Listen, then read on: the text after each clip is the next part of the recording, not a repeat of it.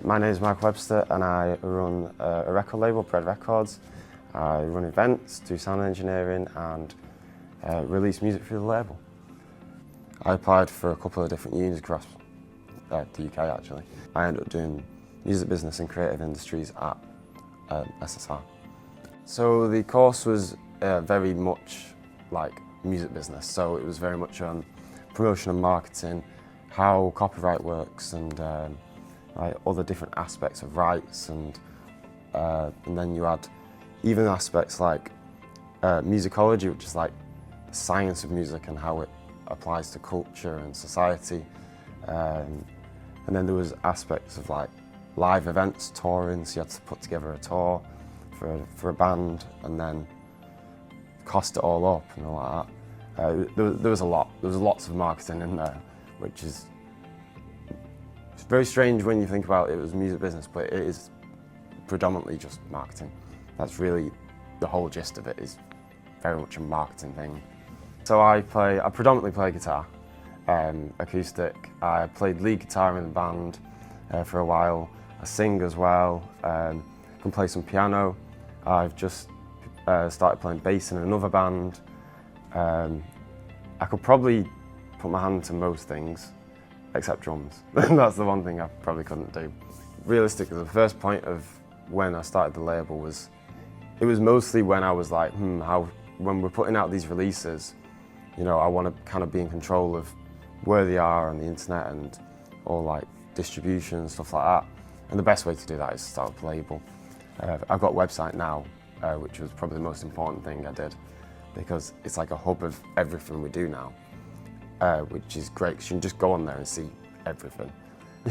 Yeah, no, it's amazing. I do love it. Like just seeing like such a positive response to all the releases we've had is absolutely brilliant. You know, like all the artists are just kind of taking off. Do you know what I mean? Like it's ridiculous. I never really expected it to happen, and suddenly I was getting more and more people talking to us about the releases, more and more people saying, oh, this is amazing, or being able to just talk to people on a level and just be nice to people is the way you got to do it. Do you know what I mean? Like, you got to be able to, I think running the open mics and stuff really helps as well, because you get to meet new people, you get to see new artists as well. And I do a lot of stuff for like features for local music on the label as well, like the website. So that helps in that I can promote their music and then show like people who are interested in finding new music, show everything that's out there, because there's loads of brilliant musicians in Manchester and the Northwest. You know, it's really nice to be able to push it a bit further and give them a bit more of the limelight without having to spend loads of money on all the promotion and stuff, because it does get very expensive at times. I think that diversity is really a big part of it, in that like, if you were expecting to just perform and earn loads of money out of it, it's probably not going to happen. You have to really look at different avenues of what you can do. You know, if you're creative, a lot of the time you do have, I know loads of people who do graphic design as well as perform, as well as do sound engineering. You know, it's good to have so many different like bases to cover, so you can look at different ways of, you know, getting a bit of money, being able to pay your bills and stuff.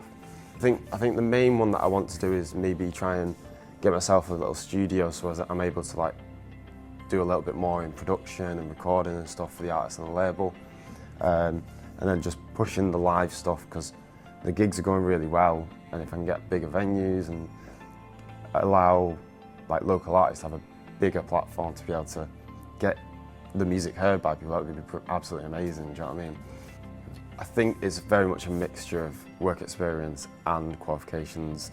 Even if you were reading up on stuff in books at home, you know, the knowledge of how to do it is very much, you need it, because there's so many legal aspects of it, you know, with copyright, trademarks and stuff like that. Like, you need to be able to know the ins and out of all that, and especially if you're going self-employed through it, you need to know all the taxation stuff, being able to keep all your records. But then at the same time, you can't learn sound engineering from a book. You've got to go out there and do it. Do you know what I mean? So it's kind of a balance of the both, which I was quite lucky at uni, because they kind of told us, you can't just do it on paper, you've got to go out and do it as well. I think if you can say, I've done the sound engineering at these venues, I've worked with these people, it would really help you in order to be able to try and, you know, get like placements at places, residencies. Even it's just connections. That's really a big part of it, I think.